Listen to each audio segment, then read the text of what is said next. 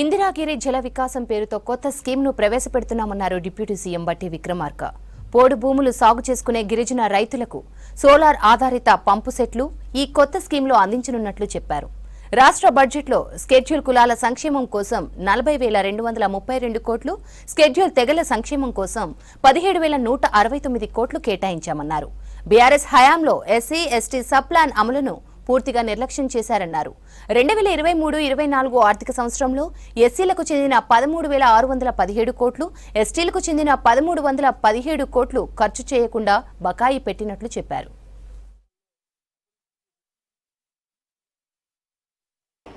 ఆదివాసీల గిరిజనుల వైవిధ్య జీవన విధానాన్ని, వారి హక్కుల్ని కాపాడుతూ వారికి అభివృద్ధి ఫలాలు అందేలా కృషి చేస్తున్నాం. గిరిజన అభివృద్ధి కార్యాచరణ ప్రణాళిక STSDF ద్వారా గిరిజన ప్రాంతాల్లో వైద్యం, విద్య, జీవనోపాధి వంటి అనేక కీలక రంగాల్లో అభివృద్ధికి నిధులు కేటాయిస్తున్నాం. అంతేకాకుండా ఈ ప్రాంతాల్లో మౌలిక సదుపాయాలను మెరుగుపరిచి వాటిని సమర్థవంతంగా నిర్వహించడం కోసం ప్రభుత్వం చర్యలు తీసుకుంటుంది.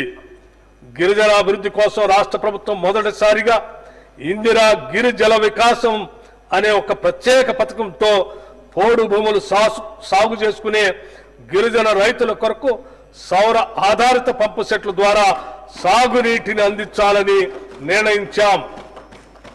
వచ్చే 4 సంవత్సరాలలో 12,600 కోట్లతో 2.1 లక్షల గిరిజన రైతులకు ఈ సౌకర్యం అందిస్తాం.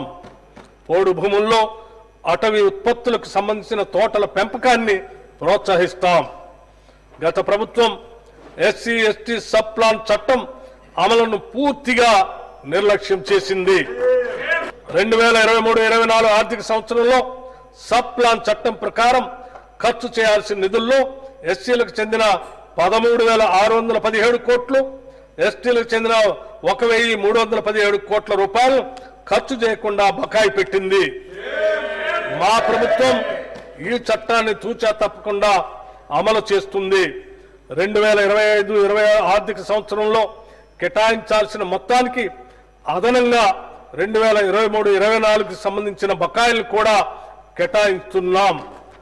SC ST వర్గాల కోసం చేసిన చట్టాలను గౌరవించి వారికి న్యాయంగా చెందాల్సిన నిధుల్ని అందించడం ఈ వర్గాల పట్ల మా ప్రభుత్వానికి ఉన్న చిత్తశుద్ధికి నిదర్శనం.